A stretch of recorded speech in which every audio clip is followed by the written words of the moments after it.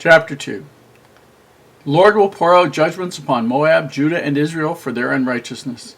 Thus saith the Lord, for 3 transgressions of Moab, and for 4, I will not turn away the punishment thereof, because he burned the bones of the king of Edom into lime. But I will send a fire upon Moab, and it shall devour the palaces of Kerioth, and Moab shall die with tumult, with shouting, and with the sound of the trumpet. And I will cut off the judge from the midst thereof, and will slay all the princes thereof with him, saith the Lord. For thus saith the Lord, for 3 transgressions of Judah, and for 4, I will not turn away the punishment thereof, because they have despised the law of the Lord, and have not kept his commandments, and their lies caused them to err, after the which their fathers have walked. But I will send a fire upon Judah, and it shall devour the palaces of Jerusalem. Thus saith the Lord, for 3 transgressions of Israel, and for 4, I will not turn away the punishment thereof, because they sold their righteousness for silver, and the poor for a pair of shoes. They pant after the dust of the earth on the head of the poor, and turn aside the way of the meek. And a man and his father will go in unto the same maid, to profane my holy name. And they lay themselves down upon clothes laid to pledge by every altar, and they drink the wine of the condemned in the house of the Lord their God. Yet destroyed I the Amorite before them, whose height was like the height of cedars, and he was strong as the oaks. Yet I destroyed his fruit from above, and his roots from beneath.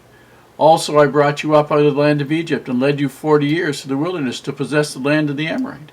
And I raised up your sons for prophets, and your young men for Nazarites. Is it not even thus, O ye children of Israel, saith the Lord? But ye gave the Nazarites wine to drink, and commanded the prophet, saying, Prophesy not.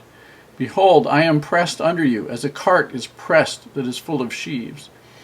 Therefore the flight shall perish from the swift, and the strong shall not strengthen his force, neither shall the mighty deliver himself. Neither shall he stand that handleth the bow, and he that is swift of foot shall not deliver himself. Neither shall he that rideth the horse deliver himself.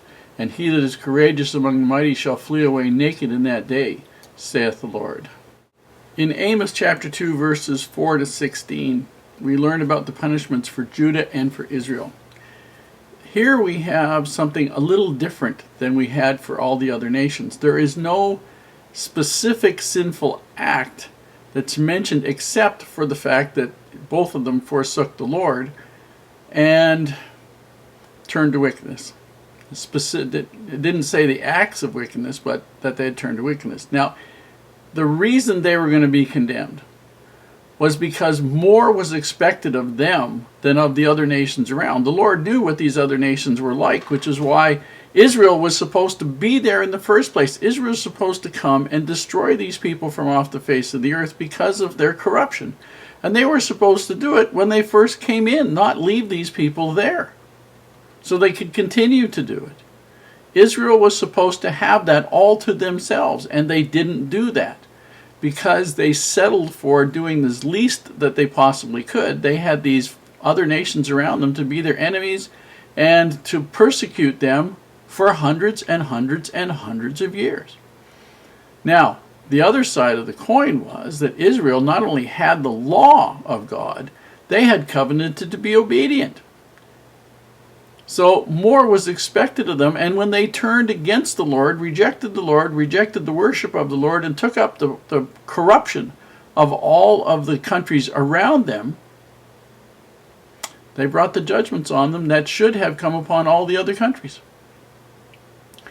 Now, it says, panting after the dust of the earth upon the heads of the poor.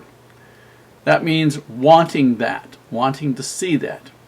Now, when a poor person had lost absolutely everything, their land, their children, their clothes, any hope, whatever, they would throw dust on their head as a sign of mourning. And so what this means is that Israel as a nation had rejected one of the prime covenants that they had made, that there would be no poor among them, because they would give of their substance to the poor. The Lord expected that of them extremely much. Now, since they cared not for the poor, and not only didn't they care for the poor, they oppressed the poor to take their land, to take their children for debt, to take them as bondservants or slaves, to sell them into slavery. I mean, these people would take even the clothes of the poor for a debt. Keep the clothes overnight, and the person would get the clothes back in the morning when they went to work in the person's field. There was no justice and there was no mercy from Israel or from Judah for the poor. And you need to understand what that meant to the Lord was there was not going to be justice or mercy for Judah or Israel. They were going to get what they gave. The same can apply in your life. Now we're talking about, I'll finish off the chapter and then we'll talk about it. In verses 11 and 12, it talks about Nazirites. It condemned, now Nazirites were people who were set apart by a vow, and they didn't cut their hair and they didn't drink wine, and there were some other things that they didn't do, as a sign that they had covenanted to be particularly obedient to the Lord.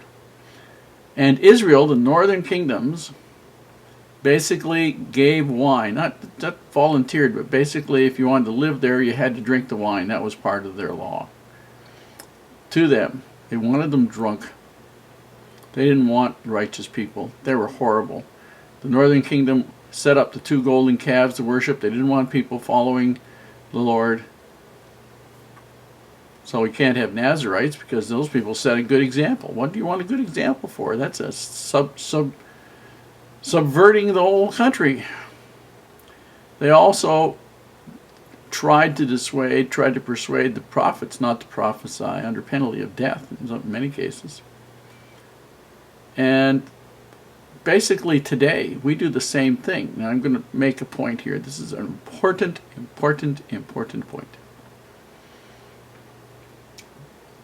If you went to a country and you didn't know the laws of that country, how would you know whether or not you could do anything? Suppose if you swung your arms when you walked, that was against the law and it was a punishment for which you could be killed. Would you like to know that? Suppose if you wore brown shoes, that was something you could be killed for by anybody. Would you like to know that? Okay. Now, the scriptures are a testimony of the Lord's dealings with Israel and Judah, particularly, and his warnings to us of how we need to be in the last days. He is telling us the laws as they apply to us here, and he wants us to learn from them how to behave in his kingdom. And we are all going to wind up in his kingdom someday. The point is, the same spirit, the same attitudes that we have here in this life, we're going to have there. We are not going to be changed from being miserable reprobates, liars, thieves, cheats, whatever, into being perfect angels. That is not going to happen. I know that's been taught, but it is a fraud. The attitude you have here, complaining, miserable, bitter old person, you're going to be a complaining, miserable, bitter, eternal old person. The Lord is trying to educate us through the scriptures as to the things we need to do, the attitudes we need to have, the behaviors we need to cultivate, and the reasons why. And he has an obligation to us to teach us those things because we had a covenant with him before we came here that he would do his best and we would pay attention. Just the same as Israel, before they went to the promised land, got the whole story and covenanted to be obedient. And then they got there and they weren't. And we're here now and we're not.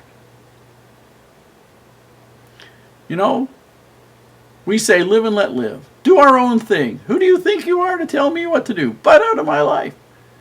But you say that to God, and you say that at your peril, because he has a right, he has an obligation to tell you the things you need to know